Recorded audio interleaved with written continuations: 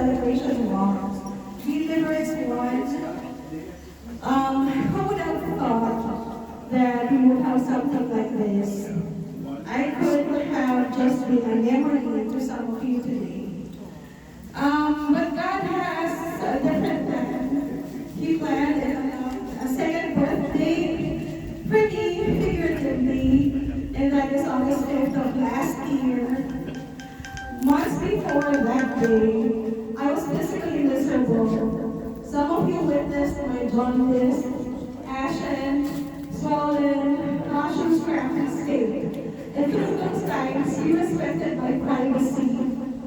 I am thankful for that. As most of you know, I'm a private person and I wanted to keep it that way as much as possible. My health went downhill quickly. Friends and people came around and helped. Please allow me. I don't know how to do that. Sorry. Pause. Oh, I don't know. Echo down power.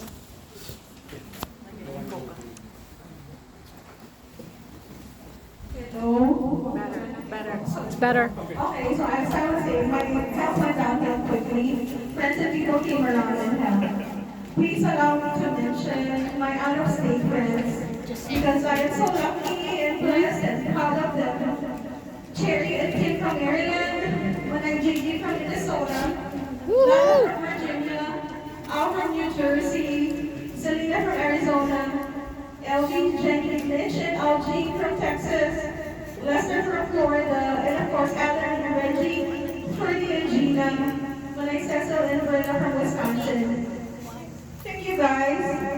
From the time that I was told that I need a new liver, the waiting period, the time of surgery, my hospital stay, rehab, discharge, and the months of recovery.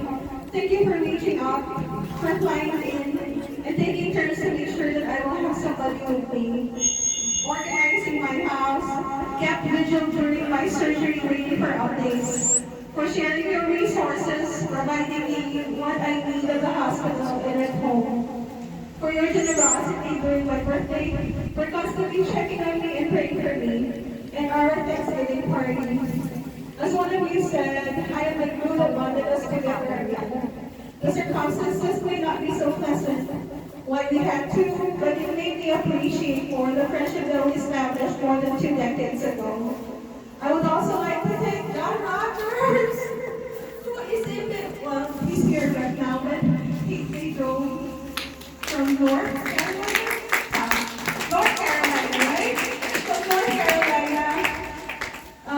You're very kind and encouraging Connor viewers and text messages help me get through those hospital days and recovery. I just tell you, I was in Arkansas that time. Thank you for being one of my strongest prayer warriors.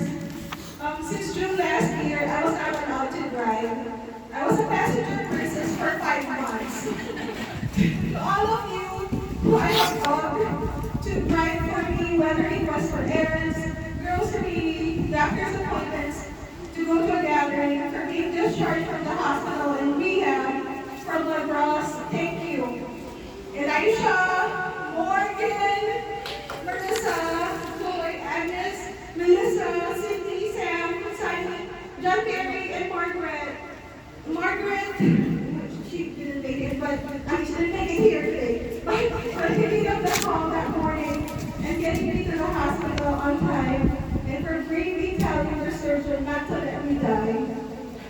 To Marissa, Bambi, and Carol. Thank you for accepting the responsibility.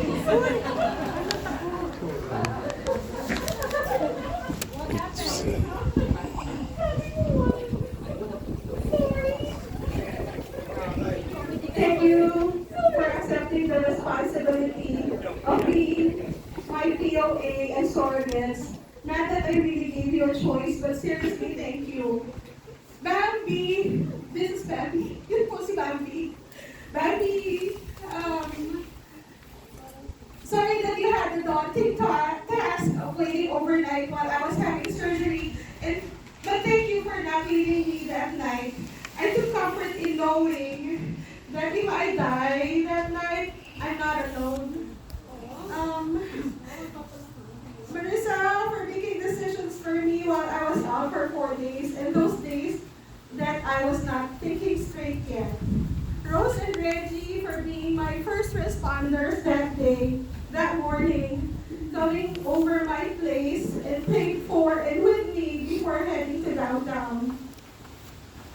To all of you who visited me downtown, whether you drove or took the train, saw me at my weakest, my most vulnerable state, gave me support, brought me food and things that I needed in the hospital. Thank you. To those of you who visited me at rehab, got me stuff that I needed, again brought me food. Thank you. To my co-workers who have respected me by not asking what is going on with me, even if it's obvious that something is wrong. For being protective of me since I came back to work. Whether it be from taking care of COVID patients, or being helpful when it comes to lifting heavy patients, or protecting me from disruptive patients that would kill us actually, just to get out of the room. Thank you for shielding me, or saving me from doing chest compression. Thank you so much. I would also like to thank those of you that I have bothered in the middle of the night when I cannot sleep at the hospital, which is pretty much most nights. Thank you for talking to me and keeping me company. To all of you who came to know of what I went through after the fact, whether I was the one who personally told you about it or you heard about it from other people, and supported me whatever way, whether by feeding me or entertaining me by just talking or texting or messaging, and attending my 2 significant celebrations, which was in December, my actual birthday, and today. Thank you. To Gisette and Cheetah and your husbands and your kids, thank you for being my assistant organizers for both occasions, last December and today. Thank you for being patient with my kakulitan, with things that I want to have and or achieve on both occasions. All issues aside, I would like to thank Northwestern Medicine, the doctors, surgeons, nurses, and other ancillary services for agreeing and making my surgeries happen. To my liver angel, my donor, whom I have called as baby boy, I am forever and will be great. I am and forever will be grateful. August 5th was most likely one of the saddest days for your family, but it extended mine. I will do my best to do more meaningful things in my life, be an inspiration to other people that may be going through what I had, that I may be worthy of the gift that was given to me. It took a village to get me where I am right now. All of you, not to mention my out-of-state friends and my family back home, are my village. Thank you for rallying behind me. Thank you for making me realize that I am stronger and braver than I thought. This journey was and is not easy, but knowing that I have my village behind me just keeps me going. We have our own personal battles in different forms and severity. As a friend once said, God gives his hardest battles to his strongest soldiers. I fought the battle, but I know that I didn't fight it alone. Another friend told me, just hang in there, and that's what I did. I held on tight, and he did not let me go. I am sitting in front of you, humbled and grateful